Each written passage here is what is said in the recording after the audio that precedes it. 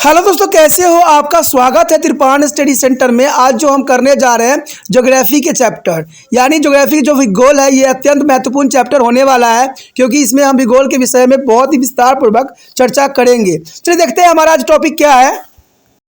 भारत की स्थिति और विस्तार एवं सीमाएं। देखिए, भारत की स्थिति क्या है और विस्तार एवं सीमाओं का क्या इसमें रोल है, तो काफ़ी महत्वपूर्ण बात है कि भारत की स्थिति और भारत के विस्तार एवं सीमाओं के बारे में जानना काफ़ी महत्वपूर्ण रहेगा और दिलचस्प भी रहेगा, क्योंकि इससे हमें भारत के हर एक क्षेत्र के विषय में, हर एक बातों के विषय में जो है हमें विस्तारपूर्वक जानने को मिलेगा।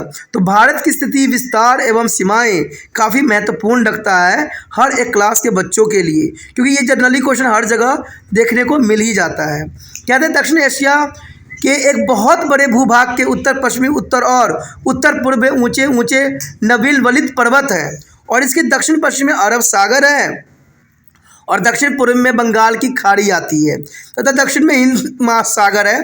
तो आप समझ सकते हो कि भारत कितना विभिन्नताओं से भरा देश माना जा सकता है, क्योंकि हर एक क्षेत्र में कुछ न कुछ जो है जरूर है। दक्षिण एशिया के इस भाग को भारतीय उपमहाद्वीप के नाम से भी जाना जाता है। तो भारत किस एशिया में आता है? दक्षिण एशिया के इस भाग को जो है भारतीय महाद्वीप के नाम से जाना जाता है। और इस महाद्वीप में भारत, पाकिस्तान, नेपाल, बांग्लादेश और भूटान देश सम्मिलित है। यानी दक्षिण एशिया देशों में कौन कौन से देश सम्मिलित है? तो भारत, पाकिस्तान, नेपाल, बांग्लादेश और भूटान देश सम्मिलित है। कहते हैं सक्रिय जो है पाक जल संधि के द्वारा अलग द्वीपीय देश भी, श्रीलंका भी इस अंक का ही पार्ट है। और इस उपमहाद्वीप के 3/4 क्षेत्र में भारत का विस्तार है। यानी भारत का विस्तार यहाँ पर सिर्फ 3/4 के अंतर्गत ही है, जिसकी सीमाएं उपमहाद्वीप के अन्य सभी देशों को छूती है। तो आप समझ सकते हो कि भारत के जो सीमाएं हैं सभी देशों के साथ जो है छूती है, चाहे वो पाकिस्तान हो, नेपाल हो, बांग्लादेश हो, भूटान हो, म्यांमार हो, श्रीलंका हो, चाहे आपका जो है अफगानिस्तान हो, तो सभी देश की सीमाओं से जो है छूता आता है। तो काफ़ी महत्वपूर्ण बात है। और अन्य 5 देशों के सहित भारत एक स्पष्ट भौगोलिक इकाई भी है, जो कि काफ़ी महत्वपूर्ण यहाँ पर बात आता है। उपमहाद्वीपों के सभी देश संस्कृति दृष्टि से भी एक दूसरे से काफ़ी निकट है। यानी उपमहाद्वीपों के सभी देश संस्कृति दृष्टि से भी एक दूसरे के काफ़ी निकट हैं। और कहते हैं प्राचीन काल में हमारा देश जो है आर्यभट्ट के नाम से जाना जाता था। तो ये आपको पता होना चाहिए कि भारत को प्राचीन समय में बहुत से नाम से जाना जाता था, जिसके विषय में हम यहाँ चर्चा करेंगे। अगर बात करें प्राचीन काल में भारत जो था आर्यभट्ट के नाम से जाना जाता था। बाद में से भारत, हिंदुस्तान और इंडिया कहने लग गए। और कहते हैं हिंद महासागर का नाम हमारे देश के नाम पर ही रखा गया। यानी हिंद महासागर का नाम हिंदुस्तान के नाम से ही रखा गया, और यही एकमात्र ऐसा महासागर है जिसका नाम भारत के देश के नाम पर रखा गया है। संविधान में हमारे देश के 2 ही नाम स्वीकृति है, एक तो भारत और एक इंडिया। यानी हमारे संविधान में सिर्फ भारत को 2 ही नाम से पुकारा जाता है, या तो भारत या इंडिया। भारत पूरी तरह से जो है उत्तरी गोलार्ध में स्थित है। पूरी तरह से जो है कहाँ स्थित है दोस्तों? उत्तरी गोलार्ध में स्थित है।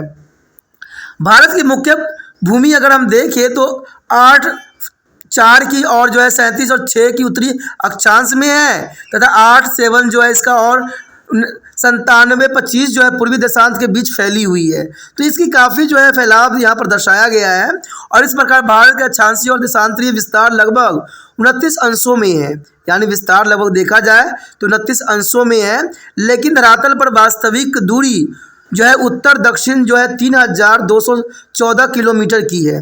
3214 किलोमीटर की है, तथा जो है पूर्व से पश्चिम तक जो है इसकी जो है 2933 किलोमीटर की है। तो ये काफ़ी महत्वपूर्ण है यहाँ पर कि पूर्व से पश्चिम तक जो है 2933 किलोमीटर है। अक्षांशीय और देशांतीय में विस्तार सामान्य होने पर भी वास्तविक दूरी में इतना बड़ा अंतर क्यों है? तो ये काफ़ी महत्वपूर्ण क्वेश्चन है कि अक्षांशीय और देशांतरीय विस्तार सामान्य होने पर भी वास्तविक दूरी में इतना बड़ा अंतर क्यों है?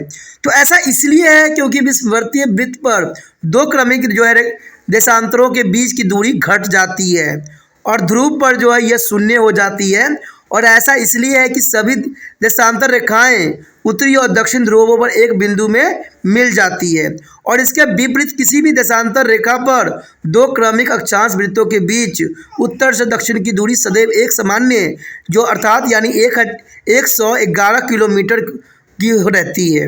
यानी 111 किलोमीटर काफ़ी महत्वपूर्ण है और ये बात जानने के लिए जो है हम सारणी में भी इसको एनालाइज कर सकते हैं। तो सारणी जो दिया है उसमें आप पूरी बातों को जो है काफ़ी जो है ध्यानपूर्वक समझ के इसको एनालाइज कर सकते हो। चलिए देखते हैं सारणी में क्या दर्शाया गया है।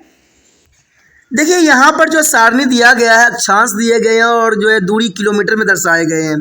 कहते हैं अक्षांश अगर 0 होगा तो 111 किलोमीटर को दर्शाएगा और अंतिम पॉइंट अगर देखिएगा अक्षांश अगर 90 डिग्री के आसपास है तो इसकी जो है किलोमीटर की दूरी जो होगा 0 हो जाएगा। तो जैसे जैसे अक्षांश बढ़ते जाएंगे वैसे वैसे दूरी जो है घटता जाएगा। तो ये बहुत ही महत्वपूर्ण यहाँ पर बात को दर्शाया गया है इस टेबल में, जिसको आप भली भांति समझ गए होंगे कि अक्षांश जैसे जैसे बढ़ते जाएंगे दूरी जो है वैसे वैसे कम होते रह जाएंगी। अगर 0 अक्षांश में देखा जाए तो 111 किलोमीटर को दर्शाया गया है और अक्षांश अगर 90 है तो इसको 0 डिग्री दिखाया गया है।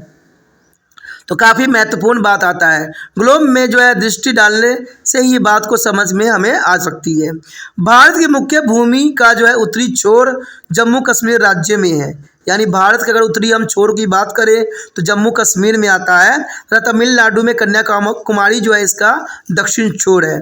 तो कन्याकुमारी आपको पता ही है कि दक्षिण छोर के अंतर्गत आता है, लेकिन देश का अधिकतम छोर जो है अंडमान और निकोबार द्वीप समूह में है। इसे हम इंदिरा पॉइंट के नाम से भी जानते हैं। तो आपको समझ में आ गया होगा कि इंदिरा पॉइंट किसे कहते हैं। जो है दक्षिणतम छोर को जो है अंडमान निकोबार द्वीप समूह को हम इंदिरा पॉइंट के नाम से जानते हैं और यह 6 से 30 उत्तर अक्षांश पर यह स्थित है और भारत के पश्चिमी सिरा गुजरात में तथा पूर्वी सिरा अरुणाचल प्रदेश में है। तो ये समझ सकते हो कि बात कि भारत का पश्चिमी सिरा जो है गुजरात को माना गया है और पूर्वी सिरा जो है अंतिम जो है अरुणाचल प्रदेश है, जहाँ पर जनसंख्या भी बहुत मानने में कम है क्योंकि इसी के पास जो है चेरापूंजी पड़ती है।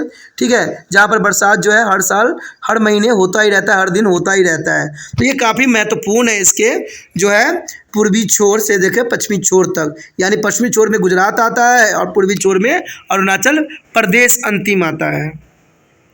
तो इसका मतलब आप समझ गए होंगे इंपॉर्टेंट बात को कि अगर उत्तर से पश्चिम की बात करें तो उत्तर में तो जम्मू कश्मीर होता है और जो इसके दक्षिण छोर में जो होता है कन्याकुमारी होता है, पश्चिमी छोर में गुजरात होता है, तो पूर्वी सिरे में जो होता है अरुणाचल प्रदेश होता है। तो चारों भागों के विषय में जो है काफ़ी इंपॉर्टेंट बात यहाँ पर थी।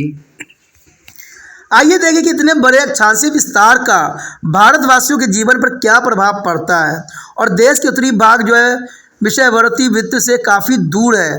अंततः इन भागों में सूर्य की किरणें अधिक तिरछी पड़ती है, फलस्वरूप यहाँ जो है सूर्य ताप कम मिलता है।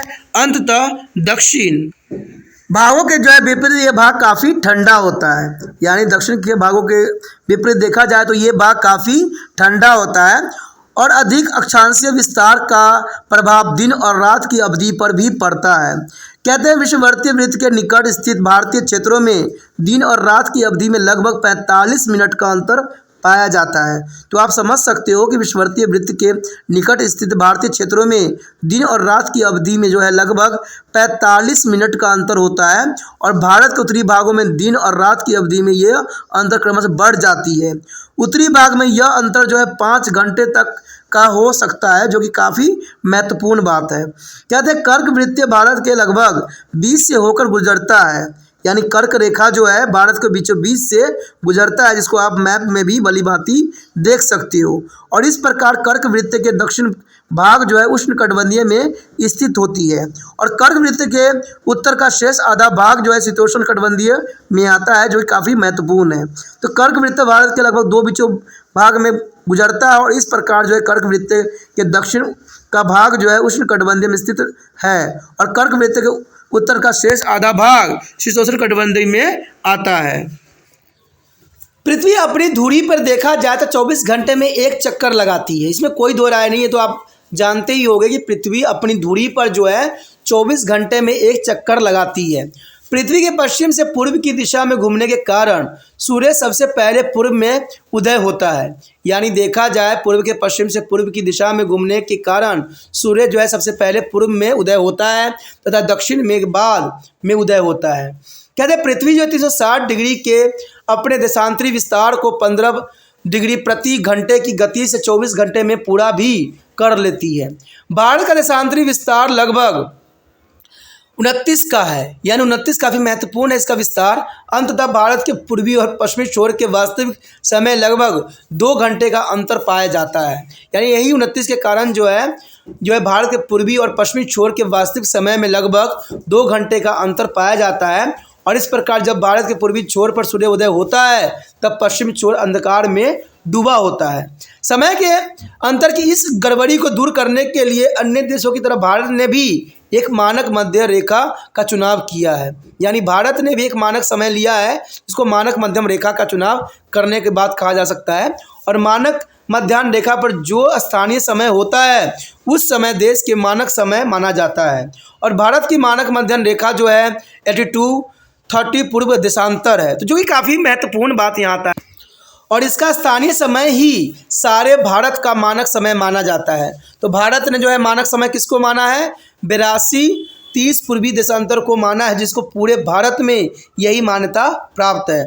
मध्याह्न रेखा का चुनाव करते समय इस बात का ध्यान रखा जाता है कि वह देश के लगभग मध्य से गुजरने तथा 7 से 30 से पूरी विभाजित हो, यानी पूरी इसको विभाजित किया जा सके। यानी 82-30 देशांतर रेखा इस दोनों ही कसौटी पर जो है खरी उतरती है, इसलिए इसी को जो है 82-30 के देशांतर रेखा में लिया गया है। भारत का उत्तरी मध्य भाग चौड़ा काफ़ी है, इसमें कोई दो राय नहीं है। भारत का उत्तरी भाग जो है काफ़ी चौड़ी है, जबकि इसका दक्षिण भाग हिंद महासागर की ओर संक्रिय होता गया है। और इस प्रकार हिंद महासागर जो है भारतीय प्रायद्वीपों के कारण 2 भागों में इसको विभाजित किया गया है। उत्तर हिंद महासागर का दक्षिण भाग जो है अरब सागर के नाम से तथा पूर्वी भाग जो है बंगाल की खाड़ी के नाम से जाना जाता है। और द्वीप समूह सहित भारत की तट रेखा की कुल लंबाई जो है 7516.6 किलोमीटर है, जो कि काफ़ी महत्वपूर्णता को दर्शाता है। और पाक जल संधि भारत की मुख्य भूमि की श्रीलंका से पृथक करती है, जो कि काफ़ी महत्वपूर्ण यहाँ पर बात है। हमने यहाँ पर भारत की हर एक देशांतर के बारे में और जो है बात की, लॉन्गिट्यूड के बारे विषय में चर्चा की और जाना कि भारत को किस किस नामों से जाना जाता है। तो ये टॉपिक काफ़ी महत्वपूर्ण था। आगे जो है हम इसके साइज़ के बारे में जानेंगे, आकार के बारे में जानेंगे, तो वो भी काफ़ी महत्वपूर्ण रहेगा। तो आप इसी तरह त्रिपाठी सेंटर के साथ बने रहें, ठीक है। और एक बात नहीं भूलना है कि जितना हो सके इस वीडियो को अपने दोस्तों के साथ शेयर करना है, जिनके सिलेबस में होगा वो देखेंगे। और इसके लिए आपको कुछ भी नहीं करना है, यूट्यूब से लिंक को कॉपी करना है और व्हाट्सएप स्टेटस पे लगा देना है। जिनको देखना होगा देखेंगे, जिनको नहीं देखना है नहीं देखेंगे। आपने अपना कर्तव्य पूरा किया, हमने अपना कर्तव्य पूरा किया। जिनको देखना है, जिनको समझना है वो समझेंगे, जिनको देखना नहीं समझना है वो नहीं समझेंगे, ठीक है। और पहली बार वीडियो देख रहे थे तो चैनल को सब्सक्राइब करके रख लीजिए, क्योंकि अगर आपको त्रिपाठी सेंटर अच्छा लगता है तो बाद में शायद आपको प्राप्त न हो। कोई भी अगर टॉपिक रिसर्च कीजिएगा तो वहाँ पर जो है त्रिपाठी सेंटर नहीं नज़र आएगा। इसलिए अगर चैनल सब्सक्राइब करके रखते हो तो आपको होम पेज मिलेगा, जहाँ से आपको वीडियो का ऑप्शन में आपको जो है सारे वीडियो आपके लिए प्रतीक्षा कर रहा है। जो वीडियो आपके सिलेबस में है, जो टॉपिक आपके सिलेबस में है, उसको सेव करके रखिए और इसका फ़ायदा उठाइए।